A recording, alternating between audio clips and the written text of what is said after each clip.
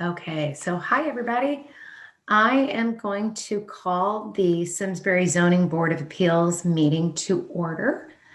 And I am going to appoint Ram Kaza to serve as a regular member tonight to be able to vote. If Stephen Antonio joins us as secretary, I'll ask him to do the call. But if someone else would be willing to step in and serve as secretary tonight, I would appreciate it. I will. It's just hard for me to get there to sign papers. I'll ask Josh, Mark, or Ram, would any of you like to be secretary? The main thing you need to, we'll do the legal. Yes, Mark? Sure. Yeah, I'll do it. Fantastic. So I'm going to appoint. Thank you. I just work out of town and it's hard for me to get back here before 5. Great. Great. So I will appoint Mark as our secretary. And we had the legal notice in the package, Mark. I'm wondering if you're able to access that and if you could just read that into the record. Sure. No problem. Give me 1 second. Sorry. That's okay. Okay. The proposed calendar, you said? It should be the legal notice. Oh, sorry. Katie, before we go any further, can we just call roll call? Sure. Should I just call out who's here? Yep, you can just announce it. And actually, Steve Antonio appears to be joining us as well, just to let you know. Okay. Fantastic. So I am Katie Martin, chair of ZBA. With us tonight, we have Josh Mickelson, Joanne Hogan, Ram Kaza, Mark Freeman, and it looks like Stephen Antonio will be joining us as our 6th. Yep, he's joining us now. It just takes a second for it to go on. Great. And on staff tonight, we have Laura Barkowski and Tom Hazel. What's up? Okay. So I'm sorry, I don't see it. Can you help me? Would you like me to screen share it? But before we do that, we do have the elections of officers, if we could just call it and then. Yeah, so I am going to, on our agenda, we have election of officers. I believe we're a little overdue for electing our officers. What I'm going to propose is to table that tonight. I want to let you all know I have proudly served on the ZBA for, I think it's like almost 18 years or so. And I have been the chair for the last several years. And I am planning, hello, Stephen. I am planning this year to step down from the chair and also step down from ZBA. So I'm hoping that someone might consider taking my shoes as chair of ZBA. We'll also need to appoint a secretary. So we're going to table that tonight, if that's all right with you all. And hopefully we can be thinking about this and figuring out who would like to take this prestigious role of chairing the ZBA. So could I get a motion to table the election of officers? I make a motion that we table the election of officers for ZBA until a later meeting. Could I have a? Thank you. All those in favor? Aye. Aye. Aye. Anyone opposed? Abstaining? There he is. Wonderful. Okay, so next we have applications. Laura, if you don't mind sharing your screen. Sure thing. Yeah, I think I found it, but if you want to show me. It's actually right off the agenda. That application is the legal notice. So whichever you find first. So I think, so it says legal notice, Town of Simsbury. You got it. The zoning board of appeals of the Town of Simsbury will hold a public hearing at a special meeting on Wednesday, January 27th, 2021 at 7 p.m. via Zoom on the following application number 21-01 of Tiffin True, owner applicant for a variance of the Simsbury zoning regulations section 3.5.1 to construct a 24-foot by 24-foot detached garage at the property located at 23 Latimer Lane. Assessors map D15, block 402, and lot 099, zone R-40. Do I read the next part as well? Yep. At this hearing, interested persons may appear via Zoom and be heard on the issues, and written communications may be emailed to lbarkowski@simsbury-ct.gov by 12 p.m. on January 26, 2021, to have their comments read into the record at the hearing. A copy of the above is on file in the office of the Simsbury Planning Department, 933 Hot Meadow Street, Simsbury, Connecticut, for public inspection. Fantastic. And that's the role of the secretary. It's really that easy. You read it off, and then when we have all of our things, we sign off at the end and have it in. Great. So at this point, I will call application 21-01. So Tiffin, if you want to unmute yourself, we have your application. If you want to describe to us what you're proposing, what you're applying for, and the hardship that you're experiencing for this application. Sure. The current property has a carport, which is fully rotting and needs to be replaced desperately before it falls down on my cars. So I spoke with Tom about and had him come out and have a look at the property. But where the carport is currently located is at the front of the house, sort of to the right side of the house.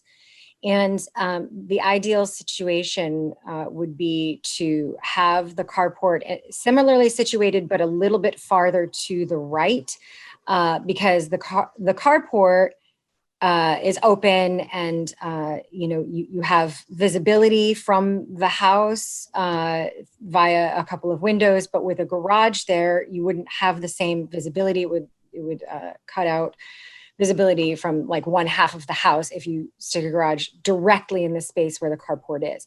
The other aspect of the property is that it's on a sloping hill, so there's not really a way, no other place on the property where it would work from a topography standpoint to put it. So I knew that there was the issue of the side property, and actually my neighbor and I, in doing the process of surveying to create a plot plan so that I could provide you all with a plot plan, I discovered that my property actually went up into my neighbor's property.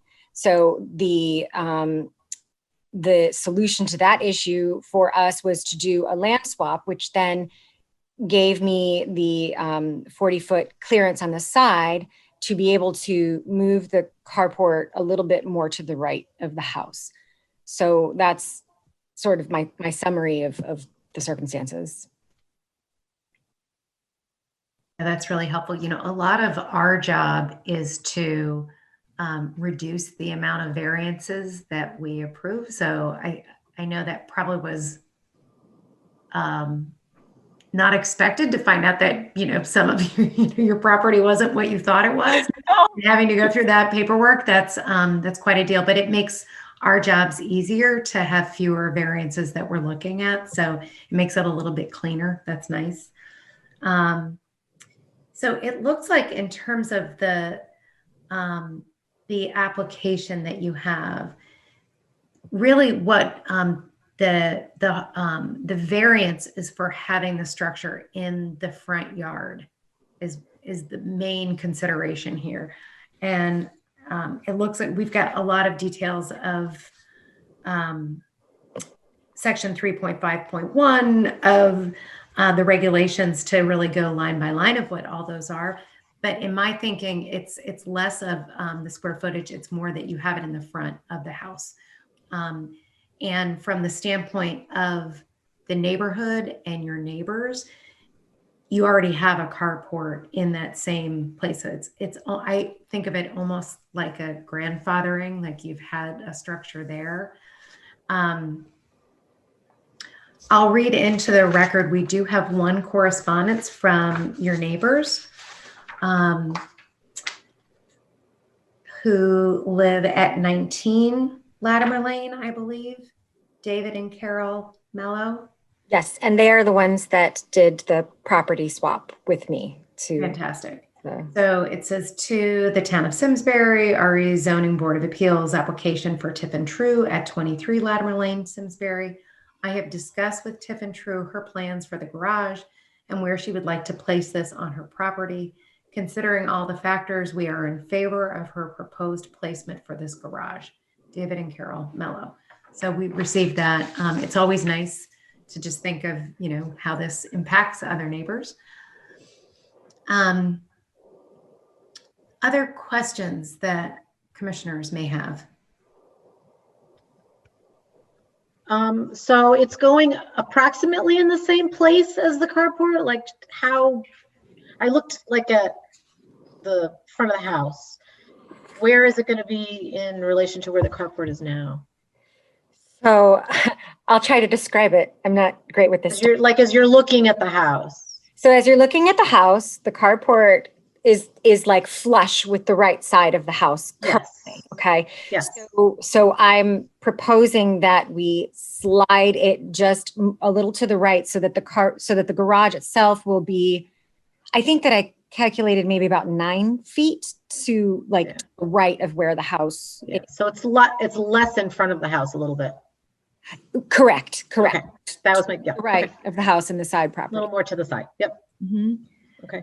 Which to me, I'm sure there's a lot of aesthetics that go into that, but to me, it's also a bit of a safety feature of not blocking the view from your house to the outside, where you're not looking at your carport, you're looking at, what else might be happening in your front yard. That's big for me. When I was thinking about whether I replace it with the carport or the garage, it was really hard for me because I didn't want to do the garage because of the loss of sightline from the house. I utilize it. I use the site from the house because I have the ability. The carport doesn't have the sides on it. I can see. Right. Mhm. So that was important to me. Yeah. Mhm. Any other thoughts or questions from other commissioners? I think my only other question is, do you already have plans for the garage? Have you drawn up plans yet? Yeah, I went, I got a quote from Cloder Farms. Okay. So it's just okay.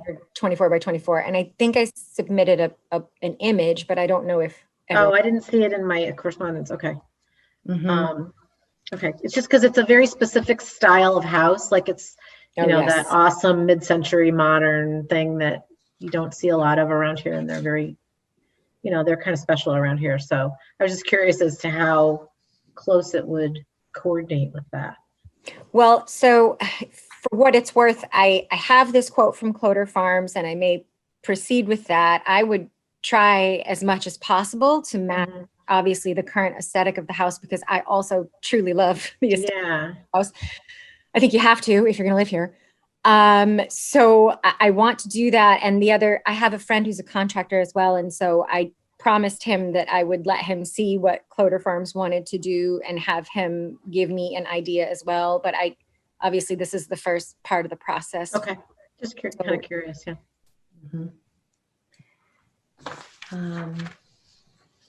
Yeah. And I appreciate the detailed description from Laura on staff to really outline, the various components of this regulation and how most of these, either the proposed garage is conforming to the regulations or, the things under consideration are, within the regulation. It's really a matter of being in the front of the property, that you can't put something in the front of your house typically without an appeal. So I asked Tom a quick question. Sure. Tom, on some of my notes, we had discussed a 15-foot height restriction. What was that based off of? The regulation, and I'm sure Laura can speak to this because she's done a lot of that too, but the height is measured at the midpoint of the rake edge of the roof to the ground. Cloder Farms rendering looks to meet that requirement for an accessory structure no higher than 15 feet by that measurement standard. We just are stating the fact that it should meet that requirement because the rendering it didn't show that measurement line, but doing the scale mapping, it seems to meet that measurement height. So midpoint of the rake edge of the gable end of the roof to the underlying median height of the ground around it, which is fairly flat in that area. Doing a scaled measurement, it seemed to meet 15 feet requirement. We just wanted to put that stipulation in there just so that Coder Farms, if there is a slight change, doesn't put a second story on it. Right. We've run into that sometimes before where all of a sudden the detached garage is really an apartment and it's really, to house other people. And then, we run into like, well, tell us a little bit more of why is this so big and what's going to happen out there? Yeah. That won't happen here. I don't have the money for it. Sorry. It's too much. Yeah. And it certainly seems like the topography is the main hardship in terms of, other places to put the structure, the garage. Correct. So, it's a complicated property. yeah. I don't have any other questions, thoughts. Anybody else want to put in any other 2 cents? Okay. Tiffin, have you talked with any of the other neighbors?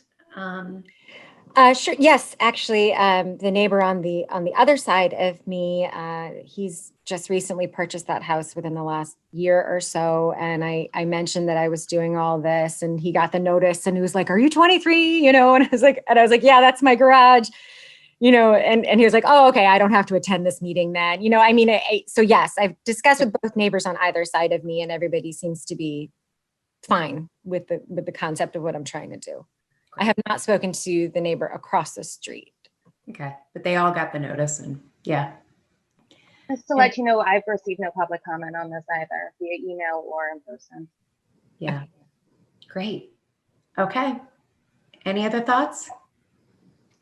So Tiffin, what I'm going to do now is I'm going to close the hearing on this. And so just stay put where you are. We're going to now vote and deliberate, but we can't hear any additional comments from you at this stage. So who would like to give a motion for application 2101?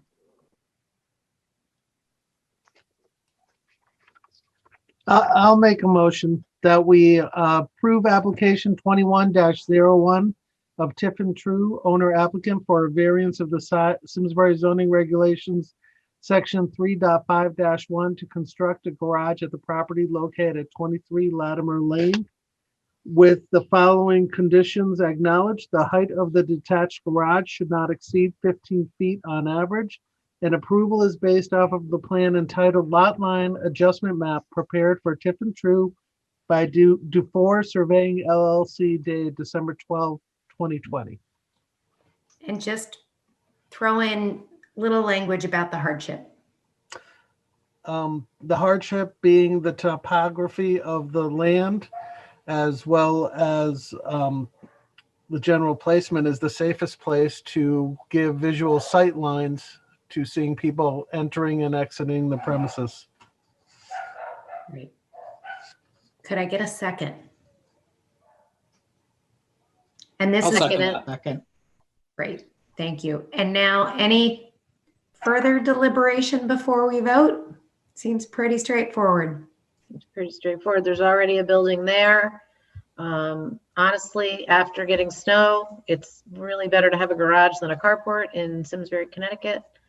And even just the security thing, nice to have your things tucked away. I think it's great for state safety, use of the property, value of the property. And it certainly is going to be an improvement as the carport needs to be replaced anyway. Right. All right. All those in favor? Aye. Aye. Heck, that's unanimous. And Tiffin, so congratulations. Good luck. you can work with town and just making sure we've got everything approved and make sure we don't hear any additional comments. I think there's a little bit of a grace period, a waiting period before moving forward, but I'm sure Laura can clue you in on all that. Great. Thank you all so much. I appreciate the time and consideration. I'm very excited. Yay. Good. Thanks a lot for spending your Wednesday night with us. Thank you. So I'm all set. I can depart now. All right. Enjoy your meeting. Thanks, everyone. Thanks. Great. Okay. Next on our agenda is approval of minutes from September 23rd. I don't know that I saw the minutes. I did. Most of any corrections are really so insignificant. They're mostly typos and nothing that has any beef to it to really matter. It's almost nitpicking. Okay. However, there were 4 spelling errors, so with that acknowledged. I went to public school. What do you want from me? So with that in mind, I do, if I can make a motion that we approve these minutes, I'd like to do so. The minutes of the September 23rd, 2020 meeting of the Zoning Board of Appeals. Second. All those in favor? Aye. Aye. Anyone opposed? Abstained? Okay. Well, hopefully we'll have a more regular clerk moving forward so that we don't have to put up with sloppiness from myself or anybody else. Yeah. My mom was an English teacher. I can't help. Can't help it. I'm usually doing these at about 9-10 o'clock after our meeting. So I don't envy that. Thank you for doing it. And then we have the proposed 2021 meeting schedule. Typically, it is the same Wednesday of the month except for November and December with holidays. Yeah, we bumped into a few holidays, and just so you know, in talking with Mike, the director for planning and zoning, I noticed that, and you'll see from here on forward, hopefully in other commissions if you serve, that we've now started including January of the following year. It's so that we don't have to hold a special meeting in order to get an agenda schedule settled, because under state statute, we are allowed until January 31st of the following year to finalize the schedule. And because our meetings are hit or miss depending on applications, it buys us a little more time without having to set up something special. So that's the only reason why you'll start seeing that in this commission and hopefully other commissions moving forward. That's the reason why this meeting was a special meeting instead of a regular, because we didn't have the schedule approved beforehand. That makes sense. Let's lessen the complication. Yeah. Could I get a motion to approve the meeting schedule? I make a motion that we approve the proposed meeting schedule for 2021 as written. Okay. Second. Thank you. All those in favor? Aye. Aye. Terrific. Stephen, just to let you know, as you were coming on tonight, I let other folks know that. Yeah, what's up with that? I heard the tail end of it. I know. I'm planning to step down as chair, Sorry.